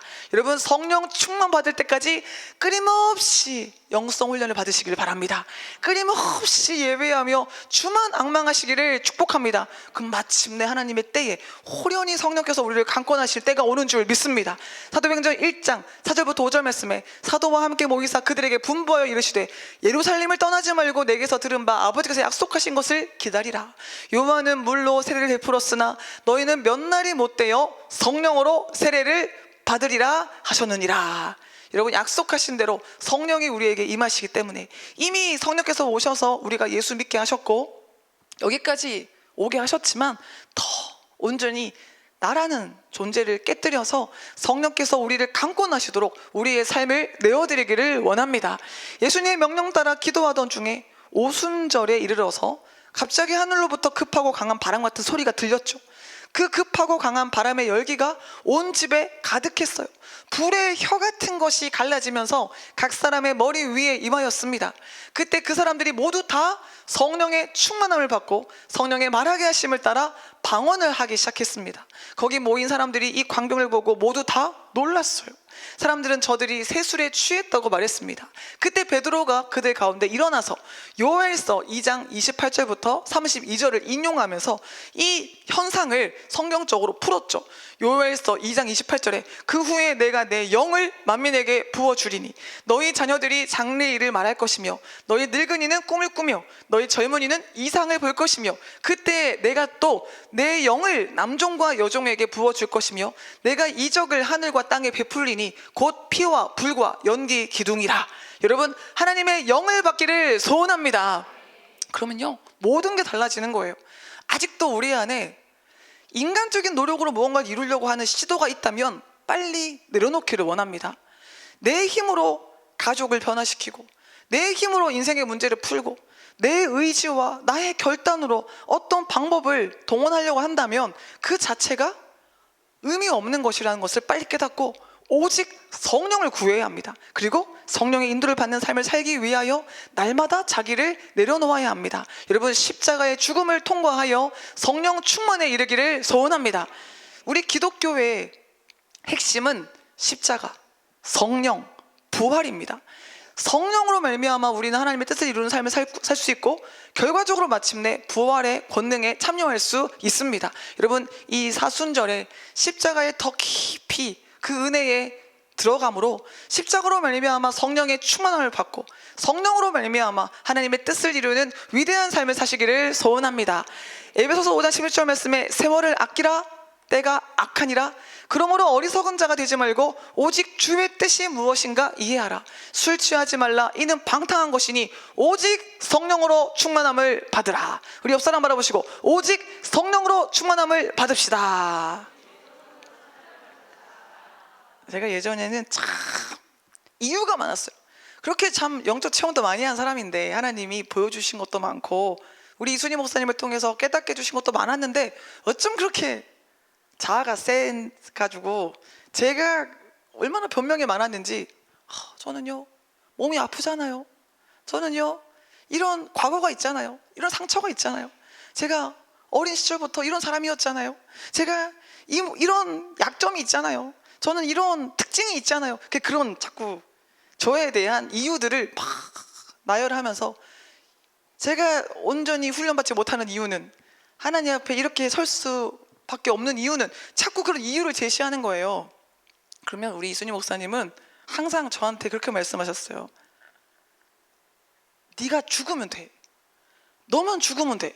아니, 저는 이해가 안 되는 거예요. 아니 진짜 몸이 힘들다고요. 지금 아니 진짜 지금 이러한 사정이 있어요. 그럴 만한 이유가 있어요. 제가 뭔 이유를 얘기해도 우리 목사님은 네가 안 죽어서 그래. 아이고 지금 제가 느끼기에는 대화가 안 되는 것 같은. 목사님도 목사님처럼 대화가 안 되는 거예요. 저는 육을 얘기하고 목사님은 영을 이야기하시니까 소통이 안 된 거예요. 그러니까 저는 믿음이 없었던 거죠. 그렇게 기적을 많이 체험했음에도 불구하고 어떻게 믿음이 없었는지 하나님이 이 허리 불치병 고쳐주시고 영적 전쟁을 그렇게 신랄하게 치르게 하시면서 제가 귀신을 얼마나 많이 봤어요. 얼마나 많이 또 하나님께서 역사하시는 것을 경험했어요. 그러니까 믿음이 당연히 있었어야 되는데도 불구하고 자아가 세니까 그 자아의 크기가 불신의 크기를 만들어서 믿음 없는 삶을 참 영성을 받으면서도 오래 살았는데요. 그렇게 믿음이 없으니까 변명이 그렇게 많아지는 거예요. 근데 그래도 꾸준히 이렇게 은혜 받으면서 예배 안에 있다 보니까 저의 이 완고한 틀이 조금씩 깨지면서 맞네, 그거 다 내 생각이었네. 맞네, 그 내 사단에게 속았던 거였네. 몸이 아팠던 것도 결국에는 내가 생각에 묶여서 사단한테 묶여서 질질 끌어다니니까 결과적으로 몸이 그렇게 아팠던 거지. 어느 순간 자유해졌네. 우리 이순희 목사님이 하신 말씀이 틀린 게 하나도 없는 거예요. 목사님이 하신 말씀이 틀린 게 하나도 없네요. 그래서 제가 한참 시간이 지나서 그렇게 한번 말씀을 드린 적이 있는데, 진작 좀 그렇게 빨리 받아들이고 인정하고 그대로 훈련을 받았으면 얼마나 좋았겠어요. 너무 이렇게 생각이 막 많아가지고 방황을 많이 했는데, 여러분은 어떠십니까? 온전하게 선포되어지는 그 말씀에 100%의 믿음을 가지고 아멘 하십니까? 과거에 저처럼 자꾸 막 이런 이유 저런 변명 여러 가지 생각대에 묶여가지고 말씀을 못 받아들이고 있지는 않습니까? 여러분, 하나님의 말씀을 순도 100% 받아들여서 오직 성령의 충만을 받기를 소원합니다. 여러분이 어떤 문제를 가지고 있든 성령만 받으면 뛰어넘을 수 있습니다. 예수님은 하나님의 아들이심에도 불구하고 성령 충만을 받아 사역하셨잖아요. 그러니까 성령만 받으면 되는데, 우리는 뭐 그렇게 이유가 많아서 열등감도 자꾸 치솟고 자꾸 낙심하고 자꾸 절망합니까? 여러분, 염려하지 마시고 성령을 구하시기를 바랍니다. 성령님, 내게 불로 임하시고 물로 임하시고 바람으로 임하시고 기름 부음으로 임하시고 진리의 말씀으로 임하여 주시옵소서. 내 인생 100%의 영역이 성령의 통치를 받게 하여 주시옵소서. 우리는 성령을 구할 때 승리할 수 있는 줄 믿습니다. 성령님은요, 우리에게 오셔서 우리를 위로하시고 우리를 고쳐주시고 우리를 강건하게 하십니다. 세상에서 우리가 낙심하고 곤고할 때 따뜻한 손길로 우리를 어루만져 주시고 새 힘을 북돋아 주세요. 예수님께서 제자들과 함께 계실 때에는 예수님이 친히 그들과 함께 계시면서 그들을 보호하시고 인도하셨죠. 근데 이제 예수님께서 제자들을 떠나게 되었잖아요. 그러니까 보혜사 성령께서 예수님 대신 그들을 위로하고 그들을 인도했습니다. 성령님은 시간의 제약을 받는 분이 아니기 때문에 영원히 제자들과 함께 하시며 그들을 인도하시는 거죠. 그래서 예수님이 제자들을 떠나는 것이 유익이라고 하신 거예요. 오늘 본문 7절부터 8절에 보면, 그러나 내가 너희에게 실상을 말하노니 내가 떠나가는 것이 너희에게 유익이라. 내가 떠나가지 아니하면 보혜사가 너희에게로 오시지 아니할 것이요, 가면 내가 그를 너희에게로 보내리니 그가 와서 죄에 대하여 의에 대하여 심판에 대하여 세상을 책망하시리라. 뭐에 대해서 책망하신다고요? 죄에 대해서, 의에 대해서, 심판에 대해서 세상을 책망하는 역할을 하시는 분이 성령님이라고 말씀하십니다.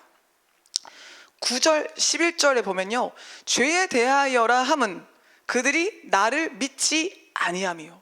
죄가 뭐라고요? 예수를 안 믿는 것이 죄래요. 그러니까 우리 안에 믿음 없어서 두려워하고 믿음 없어서 염려하고 근심하고, 그게 다 뭐예요? 죄라는 거예요. 의에 대하여라 함은 내가 아버지께로 가니 너희가 다시 나를 보지 못함이요. 즉 십자가, 죽음, 부활, 이것이 하나님의 의라는 겁니다. 심판에 대하여라 함은 이 세상 임금이 심판을 받았습니다. 이 세상 임금은 마귀죠. 이 마귀가 예수께서 십자가에 죽으시고 부활하심으로 심판을 받은 것입니다. 보혜사 성령님은 예수를 믿지 않는 것이 가장 큰 죄임을 알게 하세요. 그래서 성령님이 우리 안에 오시면 불신이 무너지는 거예요. 안 믿는 게 이렇게 무서운 죄구나. 여러분, 오늘 내 안에 믿음 없는 그 모습을 보고 그냥 어쩔 수 없어 이렇게 생각하는 태도를 버리시고, 이게 죄가, 이게 죄구나, 이걸 버려야 되는구나. 빨리 적극적으로 내 안의 불신과의 싸움에서 승리하시기를 바랍니다. 예수 그리스도의 십자가가 하나님의 의라는 것을 성령님은 알게 하십니다. 그리고 또 십자가를 통해서 세상 권세를 잡고 있는 마귀가 심판을 받았음을 확신하게 하시는 분이 성령님이십니다. 여러분, 이미 마귀는 패배한 존재입니다. 이미 예수께서 십자가로 마귀를 멸하셨습니다. 그래서 성령의 역사가 있을 때 완악한 불신이 깨어지고 강력한 영적 확신이 생기게 됩니다. 육에 속한 의심과 갈등이 끝이 나고 영에 속한 열정과 기쁨이 타오르게 됩니다. 여러분, 성령의 역사를 지금 체험하시기를 축복합니다. 그러니까 성령을 체험하면요, 한계 없는 인생을 살아갈 수가 있어요. 문제에 부딪히며 한계에 묶인 인생을 청산하고 성령의 날개를 달고 주와 함께 비상하게 되는 줄 믿습니다. 여러분 모두가 영의 눈을 열고 영의 귀를 열어서 성령님을 지금 체험하시기를 축복합니다. 성령의 역사를 거스르는 자아를 십자가에 못 박고 권능으로 인격적으로 역사하시는 성령님을 만나시기를 축복합니다. 인도의 영성 신학자 앤소니 드 멜로는 이렇게 말했어요. 대부분의 사람들은 잠든 채로 태어나서 잠든 채 살고 잠 속에서 결혼하고 잠 속에서 자녀를 낳고 깨어나 본 적이라고는 없이 잠 속에서 죽는다 라고 말했어요. 너무 맞다 싶은 말 아니에요? 영이 깨어나기 전에는요, 계속 인생이 비몽사몽이에요. 산다 하지만 살아있지 않은, 뭔가 막 열심히 하는 것 같아요. 뭔가 막 애쓰는 것 같아. 근데 결국 다 허무한 결론에 이르고 마는. 제가 고등학교 때 구운몽이라는 이야기를 되게 감명 깊게 읽었거든요. 그 주인공이 9번의 삶을 사는데 그게 다 꿈이에요. 말 그대로 구운몽, 9구, 운몽 다 꿈이에요. 그러니까 막 이렇게 살아. 누구도 만나고 결혼도 하고 뭐도 하고 막 살아요. 근데 깨보니까 꿈이네. 또 다시 열심히 살아요. 깨보니까 꿈이네. 꿈꾸다가 끝나요. 그러니까 지금도 이 인생도 꿈일지 모른다라는 의문을 남기는, 굉장히 허무하고 인생이 무상함을 느끼게 만드는 그런 이야기거든요. 근데 영이 깨어나지 않으면 인생이 그렇다는 거예요. 실컷 열심히 살면 뭐예요? 막 움켜잡으려고 하는데 결국 바람을 잡는 것처럼 다 놓치고 마는 것이 육신적인 삶이라는 거예요. 근데 성령이 우리에게 임하시면 이 영적인 잠에서 깨어나게 되는 거예요. 깨어나는 거예요. 자다가 깰 때라, 자다가 깰 때라, 자다가 깰 때라. 그래서 내 영이 팍 깨어나서 내가 갈 곳은 천국이구나. 나는 앞으로 천국에 가니까 천국에 상급 쌓아야겠네. 그거 말고는 중요한 게 없네. 표대가 있구나. 내 인생이 존재하는 이유가 있구나. 사명이 있네. 하나님 내게 맡겨주신 일이 있네. 내 자리가 있구나. 부르신 곳이 있네. 나를 부르신 하나님이 계시는구나. 이게 깨달아지면서 진정한 인생이 시작되는 것이죠. 여러분, 지금 성령으로 말미암아 영적인 잠에서 깨어나기를 소원합니다. 진짜요, 성령 충만한 사람들은요 항상 깨어 있어요. 잠자도 깨어 있어요. 깊은 수면 중에서라도 영은 깨어서 하나님과 교통 교제하잖아요. 여러분, 늘 깨어서 하나님을 뜨겁게 체험하고 하나님의 뜻을 이루는 삶을 사시기를 소원합니다. 성령에 의해서 우리는 하나님을 믿는다는 차원에서 하나님을 안다는 차원, 그리고 하나님과 연합하는 차원으로 나아가게 됩니다. 처음에는 머릿속으로만 알던 하나님, 그러니까 머리로만 알아요. 지식으로만 하나님을 알아요. 근데 어느 순간 성령으로 말미암아 가슴으로 경험합니다. 영으로 체험합니다. 그리고 하나님의 말씀이 인생이 됩니다. 하나님과 연합하게 됩니다. 주의 뜻을 따라 살아가는 것이 인생의 본질이 되는 것이죠. 성령이 우리에게 임하면 우리는 하나님의 자녀가 되었다는 확신을 가지고 살아가게 됩니다. 여러분, 지금 성령으로 말미암아 확신 있는 삶을 사시기를 원합니다. 그래서 성령의 사람은요, 주를 위해 고난받는 것도 기쁘게 감내합니다. 로마서 8장 16절에 성령이 친히 우리의 영과 더불어 우리가 하나님의 자녀인 것을 증언하시나니, 자녀이면 또한 상속자, 곧 하나님의 상속자요 그리스도와 함께한 상속자니 우리가 그와 함께 영광을 받기 위하여 고난도 함께 받아야 할 것이니라. 그러니까 내 죄 때문에 고난당하는 인생은 이제 청산하게 되고, 내 죄가 아니라도 복음을 위해서 주의 길을 가다가 고난당할 수 있는 것을 기쁘게 받아들일 수 있는 인생이 되는 것이죠. 성령으로 말미암아 하나님의 자녀로 확증된 삶을 살아가면 성령이 우리 안에 거하심으로 인격이 변화되고 언어가 변화되고 생활이 달라집니다. 열매가 없었던 사람이 열매가 충만한 인생으로 바뀝니다. 여러분, 지금 십자가 고난을 잘 통과하여 성령 충만의 복을 받으시기를 원합니다. 결론적으로 사랑하는 여러분, 예수께서 떠나가신다고 하니까 제자들이 너무 무서워서 질문조차 하지 못했었는데, 예수님은 자신을 비워서 제자들의 근심을 해결해 주시고자 성령에 대한 말씀을 주셨어요. 예수님이 떠나가는 것이 그들에게 유익이라고 말씀하셨어요. 우리에게 가장 큰 복은 성령 충만을 받는 것입니다. 성령의 사람이 되는 것 말고는 하나님의 일을 할 수 있는 다른 길이 없습니다. 성령을 받게 하기 위해서 하나님이 잠깐 우리에게 아픔을 허락하실 때가 있습니다. 상실과 결핍과 실패를 맛보게 하심으로 자아가 깨어져서 성령 충만에 이르게 하시는 것이 하나님의 은혜입니다. 우리 십자가 고난을 잘 통과하여 우리에게 성령 충만을 주시는 하나님의 은혜를 경험하기를 원합니다. 여러분 모두가 유익이 되는 아픔을 감내함으로 성령을 받고 하나님의 뜻을 이루는 위대한 삶을 살아가시기를 주님의 이름으로 축원합니다.